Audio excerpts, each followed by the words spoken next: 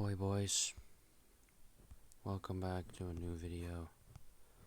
Right now, we're gonna react to Satanic boyfriend kills girlfriend's entire family crime documentary. Yeah, I was like, let's do something different for the second video in a row today.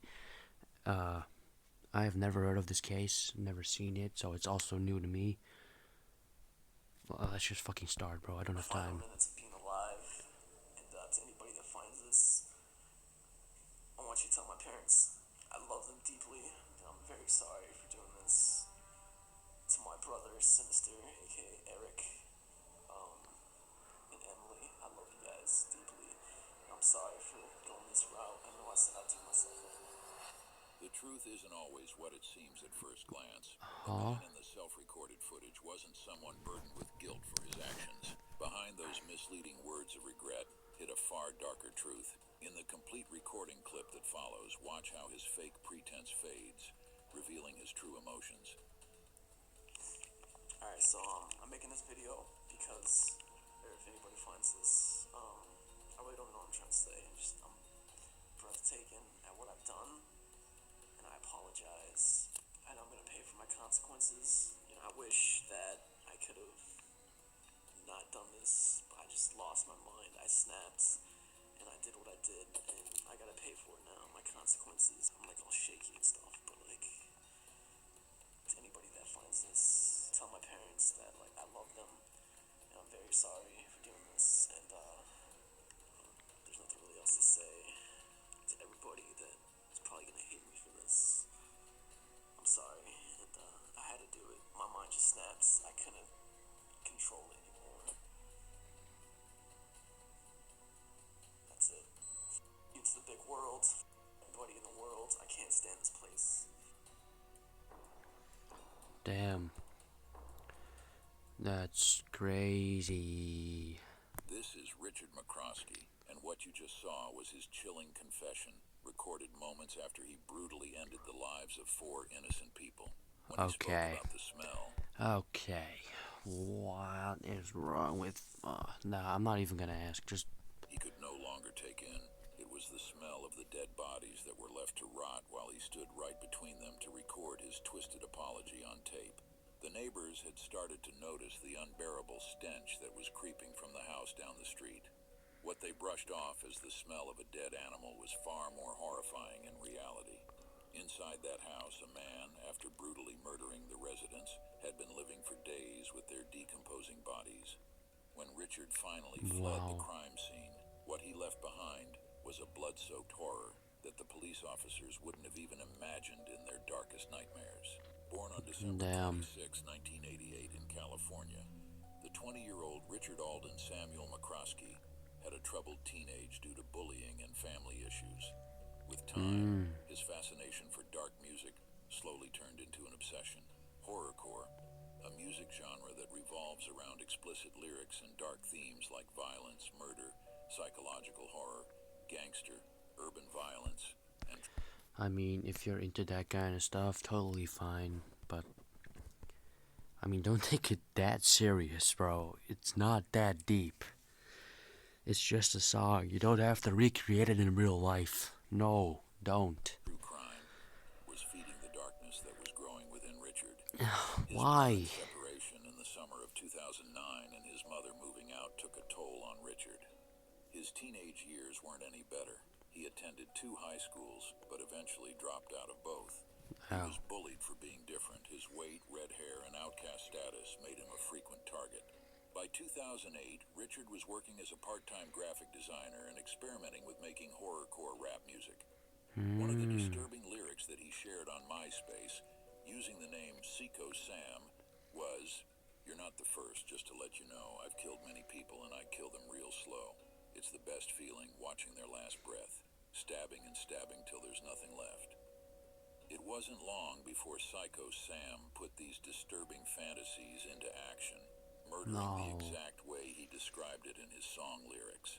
The interests and hobbies that Richard indulged in were shockingly disturbing and extremely explicit.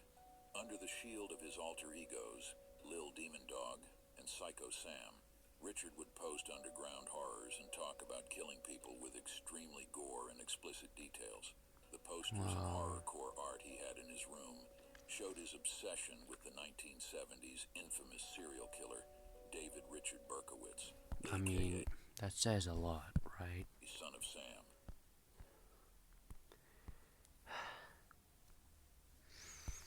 Yeah, I'm cooked. Who claimed a demon controlled his actions.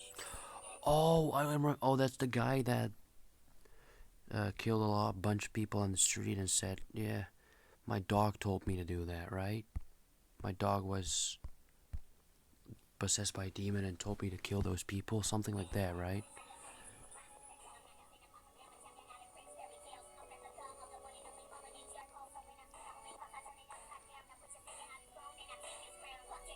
While becoming a horrorcore rapper, What the? Richard would spend endless hours alone in his room, absorbed in violent video games while blasting heavy metal and horrorcore music in the background. His chilling lyrics voiced the sinister thoughts in his head, urging him to kill over and over and to go on a brutal murder spree. Richard would even boast about vandalizing graves in his YouTube videos.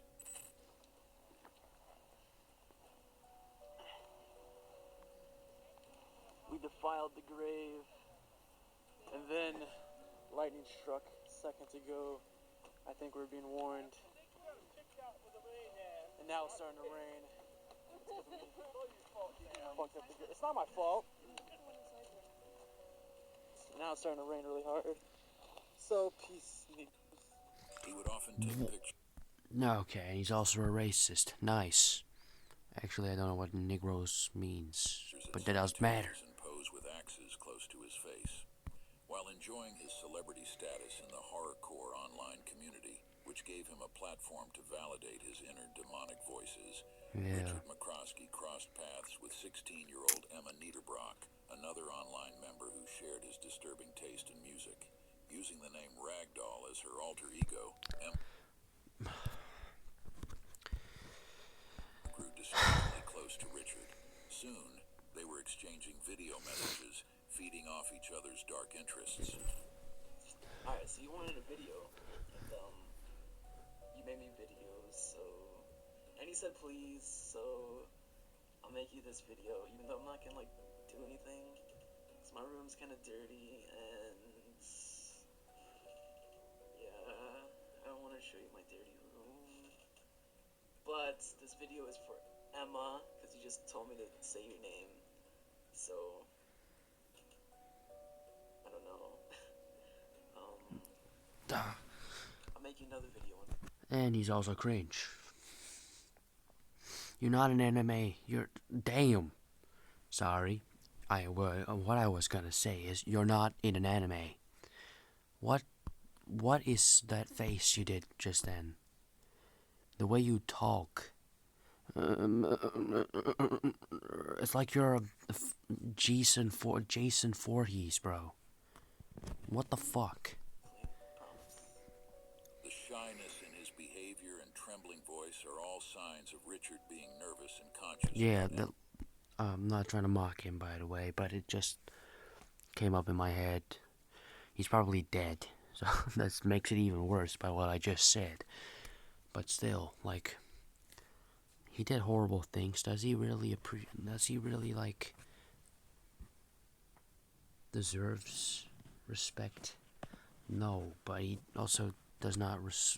He also does not.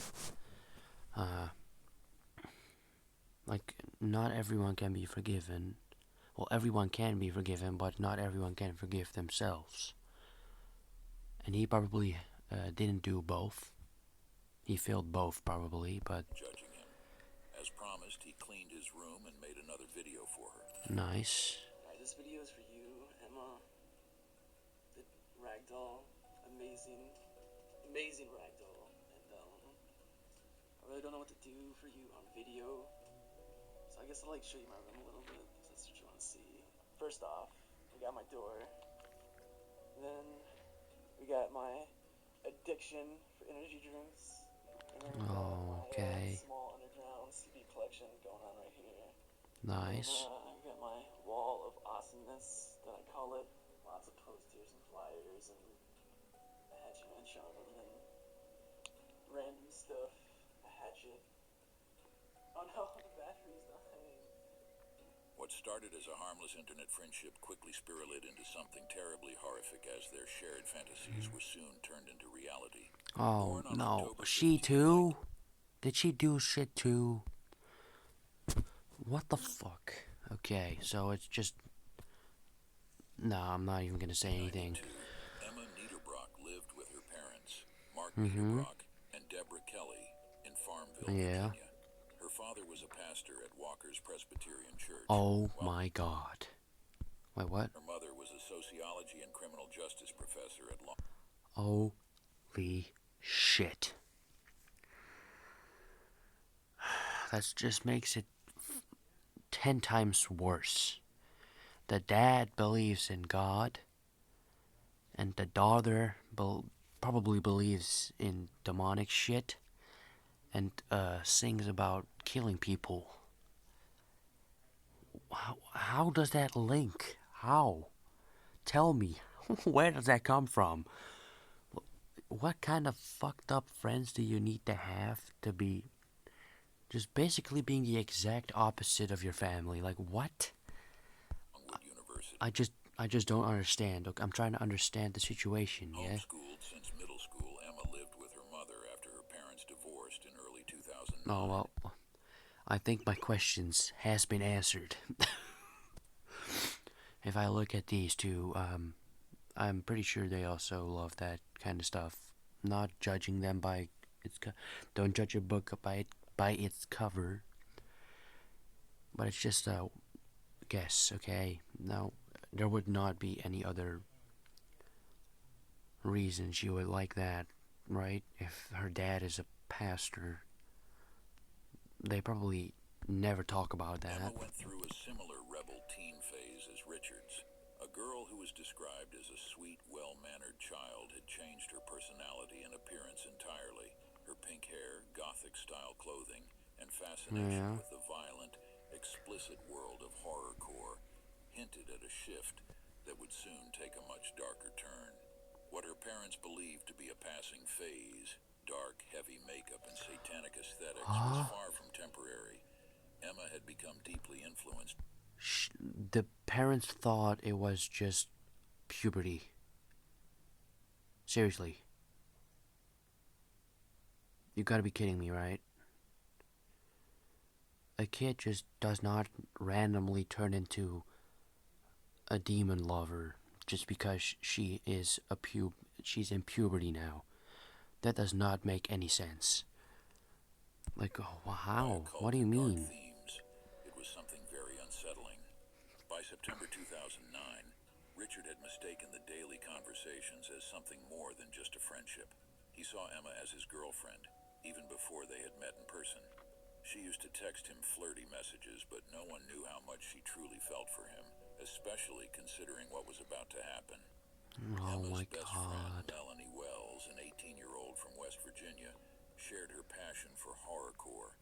Both were rebellious teenagers who found peace in their unusual hobbies, photography and styling themselves in gothic looks. Melanie, who went by the online persona Mrs. Free Abortions, used to post photos Free abortions.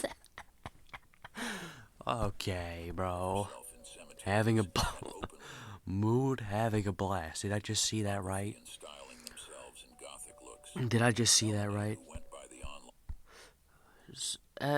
Was fucking amazing. Back in Virginia now. Be back in West Virginia on Wednesday. I miss everyone. Mood, having a blast.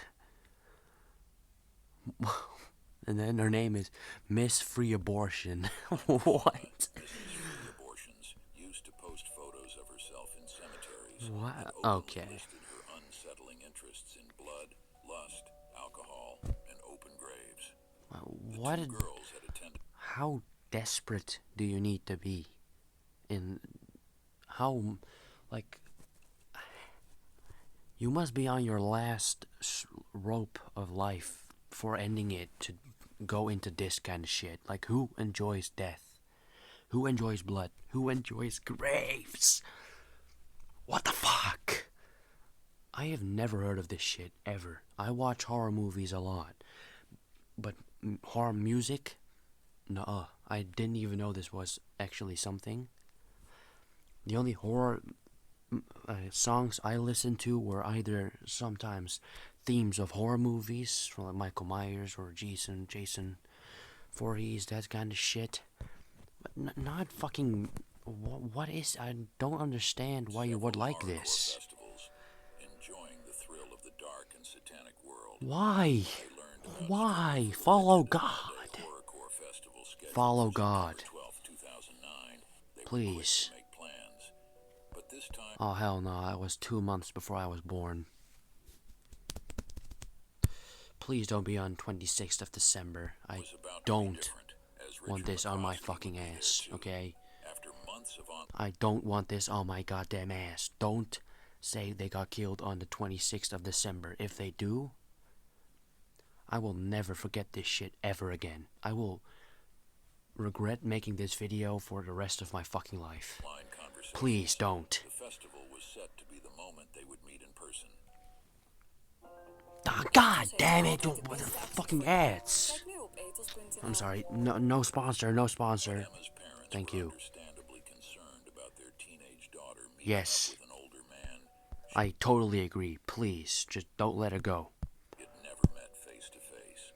Despite their reservations and the strain of their recent divorce, Mark and Deborah decided to drive Emma, her best friend Melanie Wells, and Richard to Southgate, Michigan for the festival. First, I thought, maybe the parents do have some kind of brain in their heads, and then this shit got, and then I hear this shit. Why? Please explain to me why you would let your kid go to someone online that she never knew and is probably like 5, 6 years older than her to a fucking festival. Like, please explain. They had What? planned to spend their day out in the city while the girls and Richard attended the event. At Mm-hmm. this point, Mark and Deborah were unaware.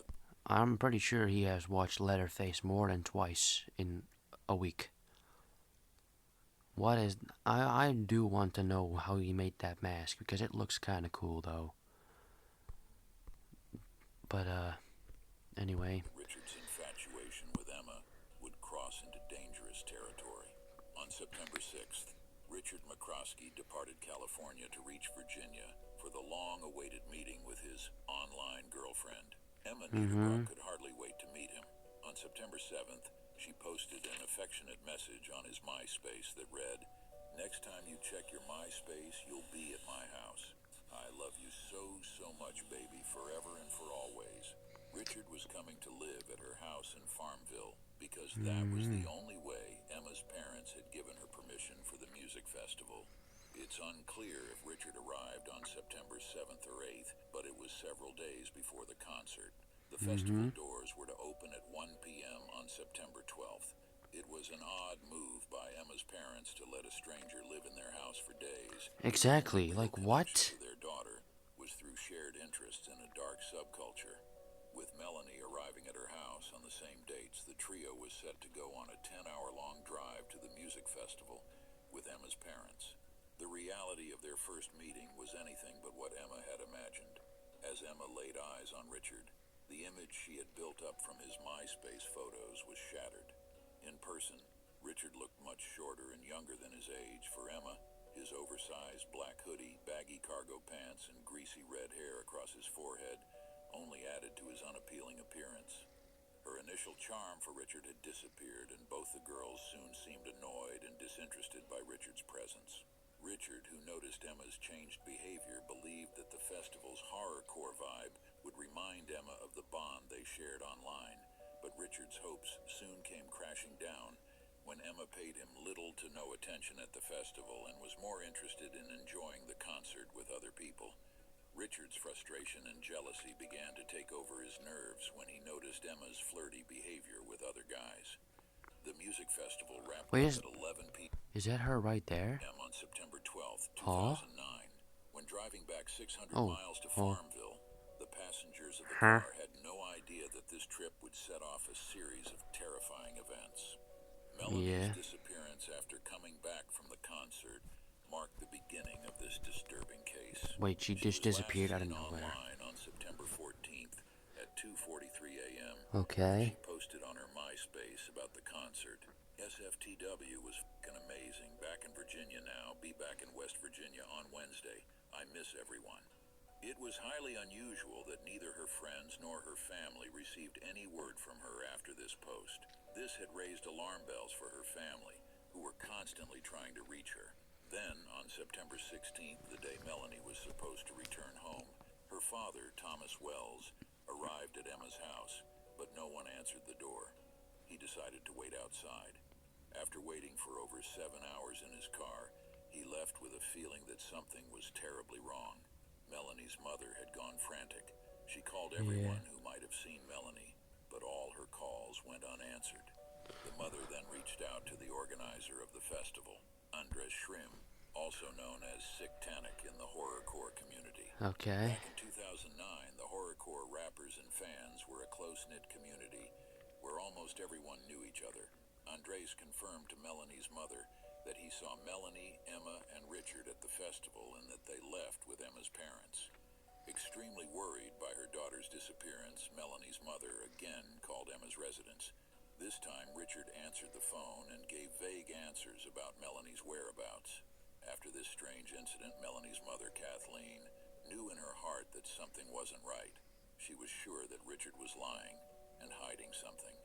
Kathleen's concern had reached a breaking point on the morning of September 17th. With no signs of Melanie, she decided to contact the Farmville police to do a welfare check on Emma's house. Yes. Richard met the police at Emma's home and told the officers that Emma and Melanie were out at the movies with Emma's mother. Claiming to be Emma's boyfriend, Richard McCroskey dealt with the officers so confidently that they had no immediate cause for suspicion. The officers accepted his word and didn't ask to inspect the inside of the house despite the urgency of the situation. Later, Kathleen decided to... Excuse me. Excuse me. What? Hello? What? Emma's father, who assured her to check on Melanie and get back to her. What Kathleen didn't know was that 5 p.m. on September 17th was going to be the last time she would hear from him. Mark's silence was deafening. No call came through, and the growing dread made it clear that something was terribly wrong. Desperate for answers, Kathleen Wells phoned the police again on the morning of September 18th. This time, she had convinced the officers to revisit Emma and Deborah's house. Yes, I don't know who I need to talk to, or what's that? My daughter is with a family in Farmville, Virginia, and she's been basically missing for the past 2.5 days. I can't get a hold of her. Her cell phone's turned off. What's worse is the girl that she was staying with. Nobody knows where she is. Her cell phone is turned off. His daughter's boyfriend is staying there, and I've talked to him several times today, and I've gotten different stories from him. But my husband went down. He was supposed to pick up my daughter yesterday, and he went down there, and he arrived about 11 o'clock in the morning. He sat there for 8 hours outside the house. Nobody showed up. Nobody answered the door. And, I mean, we're about 4 hours away here, and I don't know what else. At 3:20 p.m., the police officers found the front door of the house unlocked, and Richard, who had been there the previous day, was nowhere to be seen. But what made them realize the gravity of the situation was the nauseating smell of rotting dead bodies that welcomed them at the main door. It was quite strange that the officers had missed this unmistakable smell during their earlier visit. Inside the house, the Jesus police made a Christ. chilling and horrific discovery. In what appeared to be Emma's bedroom downstairs, they were confronted with the spine-chilling sight of 3 lifeless bodies rotting in their pool of blood. This gruesome sight was enough to obtain a search warrant. While searching the house for evidence, the police officers then found another body in a room upstairs, which was later identified to be Emma's mother, Deborah Kelly's body. The dead bodies downstairs were eventually confirmed as Mark Niederbrock, Emma Niederbrock, and Melanie Wells. The brutality of the murders and the chilling evidence had left the investigators haunted. Without revealing the details, Jesus. the police confirmed severe blunt force trauma as the cause of death. All the police had to do was sift through evidence and check Emma and Melanie's social media accounts to connect the dots. The fifth person, who had been to the festival with the victims and returned to Farmville with them, was missing.